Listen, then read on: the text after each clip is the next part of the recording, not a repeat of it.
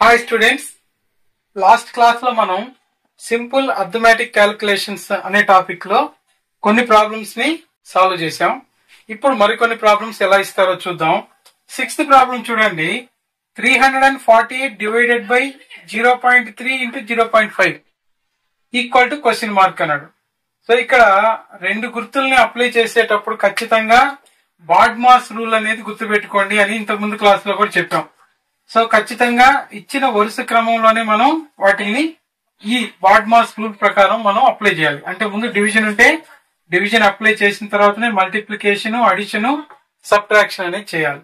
So ఇక్కడ first మనం 348 ని 0.3 తో డివైడ్ చేయాలి. అంటే ఇక్కడ 348 ని 0.3 తో డివైడ్ చేయడం అంటే ఒక అంకి తర్వాత పాయింట్ ఉంది కాబట్టి డివైడ్ చేసే దాంట్లో 348 ని 10 తో ఒక 0 తో మల్టిప్లై చేస్తే సరిపోతుంది.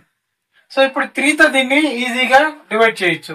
3 1 జార్ 3, మళ్ళా 3 1 జార్ 3, ఒకటి మిగులుతుంది. 3 6 జార్ 18, 0 1160 వచ్చింది. దీన్ని 0.5 తో మల్టిప్లై చేయమన్నాడు. 0.5 అంటే హాఫ్. అంటే ఈ డెసిమల్ ని మనం ఫ్రాక్షన్ గా కన్వర్ట్ చేసుకుంటే ఏమవుతుంది? 1160 ఇంటూ 1/2 అవుతుంది. అంటే 2 తో డివైడ్ చేస్తే చాలు. అంటే 2 తో క్యాన్సిల్ చేస్తే చాలు. 2 తో 2 5 జార్ 10, ఒకటి మిగులుతుంది. ఇక్కడ 2 8 జార్ 16, 0 అలానే తీసుకుంటాం. అంటే 580 అనేది ఎక్కడుంటే అది కరెక్ట్ ఆన్సర్ అవుతుంది. నెక్స్ట్ 7th క్వశ్చన్ చూడండి. If square root of 729 minus x square equal to 18 then x equal to question mark. అంటే ఇక్కడ ఈ ఈక్వేషన్ లో నుంచి ఎక్స్ వాల్యూ ఎంత అని అడిగాడు. సో ఇక్కడ 729 కి స్క్వేర్ రూట్ కనుక్కోవాలి మనం. 729 కి స్క్వేర్ రూట్ కనుక్కునే పద్ధతిలో కనుక్కోవడం ఒక పద్ధతి.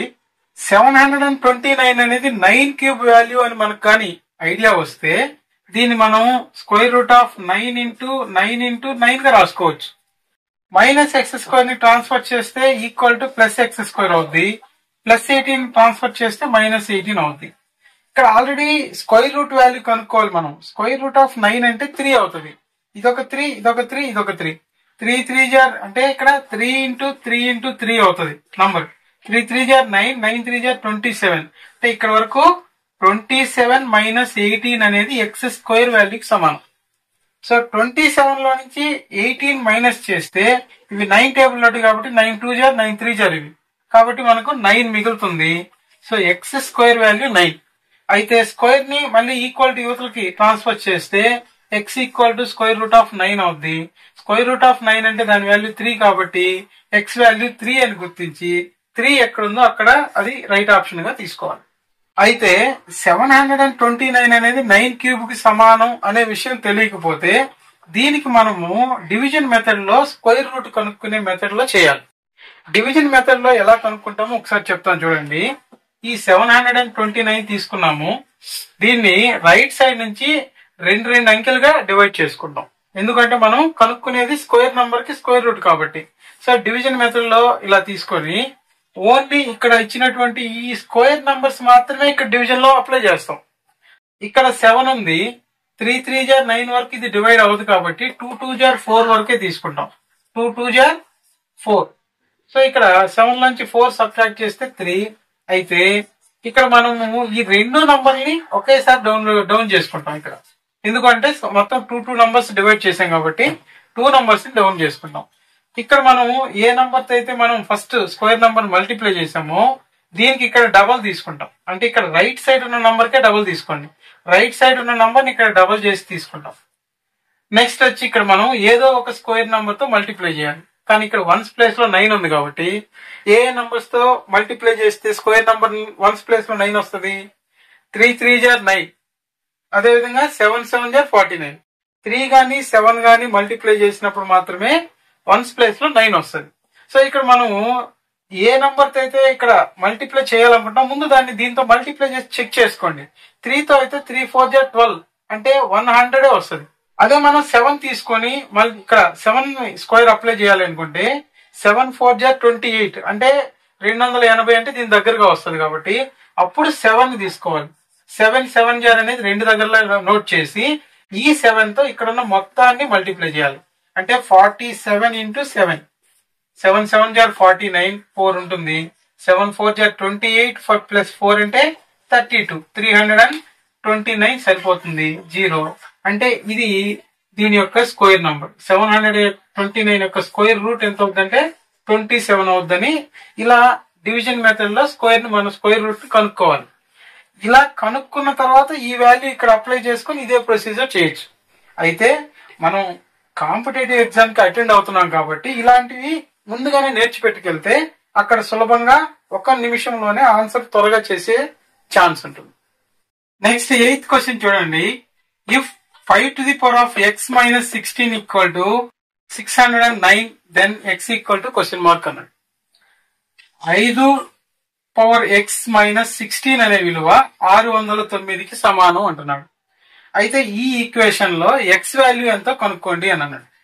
ఇక్కడ -16 ని ఈక్వల్ టు అవతలకి ట్రాన్స్ఫర్ చేస్తే +16 అవుద్ది. అంటే 5 to the power of x equal to 609 + 16 అవుద్ది. 609 కి +16 యాడ్ చేస్తే 625 అవుద్ది. మనకు ఈక్వల్ టు కి లెఫ్ట్ సైడ్ వచ్చి 5 to the power of x base 5 గా ఉంది. సేమ్ ఇక్కడ ఇచ్చినటువంటి రైట్ సైడ్ వచ్చిన వాల్యూ 625 ని బేస్ 5 వచ్చే విధంగా అంటే 5 యొక్క మల్టిపుల్ గా ఏమైనా రాయగలుగుతామా అనేది చూసుకోవాలి. అంటే ఇక్కడ 625 అంటే మనకు 25ల 625. సో దీన్ని మళ్ళీ 5 5ల 25, 5 5ల 25 గా రాసుకోగలిగితే 625 ని 5 to the power of 4 గా రాసుకోవచ్చు. 5 to the power of 4 గా రాసుకోవచ్చు. అంటే ఇక్కడ 5 to the power of x equal to 5 to the power of 4 అవుతుంది. సో మనకు ఎక్స్పోనెంట్స్ అండ్ పవర్స్ లో ఇరువైపులా భూములు సమానమైనప్పుడు ఘాతాలు సమానం, ఇరువైపులా ఘాతాలు సమానమైనప్పుడు భూములు సమానం అనే సూత్రం ద్వారా ఇక్కడ ఇవి రెండు ఈక్వల్ అవుతాయి.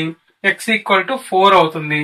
4 అనేది ఎక్కడ ఉంటుందో అది కరెక్ట్ ఆప్షన్ గా తీసుకోవచ్చు. సో 625 అనేది మనకు 25 ఇంటూ 25 అని తెలియకపోతే అప్పుడు 625 ని 5 టేబుల్ తో ఇలా చేసుకుంటారండి. సో 5 1 జార్ 5 2 జార్ 10, 5 5 జార్ 125. సో ఇక్కడ 5 2 జార్ 10, సో 5 5 జార్ 25, మళ్ళీ 5 5 జార్ 25. ఇప్పుడు కూడా 5 తో 4 టైమ్స్ మల్టిప్లై అవుతుంది కాబట్టి ఇక్కడ 5 to the power of 4 అని రాసుకోవచ్చు. నెక్స్ట్ 9th క్వశ్చన్ చూడండి. 12% ఆఫ్ 2150. ఇలా ఎప్పుడన్నా పర్సెంటేజ్ ఒక విలువలో అడిగితే దీన్ని సులభంగా ఎలా చేస్తారంటే పర్సెంటేజ్ అంటే బై 100 అని అర్థం. అంటే 100కి ఎంత శాతం అని. అంటే 12/100 ఎందులో కావాలి టోటల్ ఇంటూ అదే వేసుకుంటే సరిపోతుంది. సో ఇక్కడ 10 టేబుల్ తో ఒక జీరో క్యాన్సిల్. ఇక్కడ 10 తో భాగిస్తున్నాం కాబట్టి ఇక్కడ ఇది 1.2 అవుతుంది ఇంటూ 215. సో ఇక్కడ సేమ్ మల్టిప్లికేషన్ ఇలానే చేసి ఒక అంకి తర్వాత పాయింట్ తీసుకుంటే చాలు. 12 తోనే మల్టిప్లై చేయండి కానీ ఒక అంకి తర్వాత పాయింట్ తీసుకోవాలి. 215 ఇంటూ 1.2 తో మల్టిప్లై చేసేటప్పుడు ఎప్పుడైనా డెసిమల్స్ వచ్చినప్పుడు ఈ మొత్తం అంకితో మల్టిప్లై చేయండి. చివరిలో ఆన్సర్ లో మాత్రం ఎన్ని అంకెల తర్వాత పాయింట్ ఉందో అన్ని అంకెల తర్వాత పాయింట్ పెట్టండి. సో 12 5ల 60, 6 ఉంటుంది. 12 1ల 12, 1 6 18. సో 18లో 8 ఇక్కడ రాసుకుంటాం. 12 2 24, 1 25. సో ఇక్కడ ఒక అంకి తర్వాత పాయింట్ పెట్టాలి కాబట్టి పాయింట్ తర్వాత 0 దానికి వాల్యూ ఉండదు. 258 అనేది వచ్చింది. 258 అనేది ఎక్కడుంటే ఇది కరెక్ట్ ఆప్షన్ అవుతుంది. నెక్స్ట్ 10th క్వశ్చన్ చూడండి. 89 + 27 డివైడెడ్ బై 3. ఇలా ఏదైనా రెండు గుర్తులు అప్లై చేయాల్సి వచ్చినప్పుడు ఖచ్చితంగా బాడ్మాస్ రూల్ గుర్తుపెట్టుకోండి. ఈ బాడ్మాస్ రూల్ ఆధారంగానే వాటిని అప్లై చేయాలి. ముందు డివిజన్, తర్వాత మల్టిప్లికేషన్, అడిషన్, సబ్ట్రాక్షన్. ఇక్కడ మనకు ఒక అడిషన్ ఒక డివిజన్ ఉంది కాబట్టి సో ఖచ్చితంగా ముందు డివిజన్ చేశాకే అడిషన్ చేయాలి. సో ఇక్కడ 27 ని 3 తో డివైడ్ చేస్తే 3 9 27 అంటే ఇక్కడ దాకా దీని విలువ 9 అవుతుంది. సో 89కి ఒక 9 కూడితే 98. సో 98 అనేది ఎక్కడ ఉంటుందో ఇది కరెక్ట్ ఆన్సర్ అవుతుంది. సో ఈ విధంగా ఇక్కడ మనకు కొంత మ్యాథమెటికల్ బేసిక్స్ ని అప్లై చేయగలిగితే ఈ టాపిక్ లో కూడా మనం సులభంగా 10 మార్కులు సాధించుకోవచ్చు.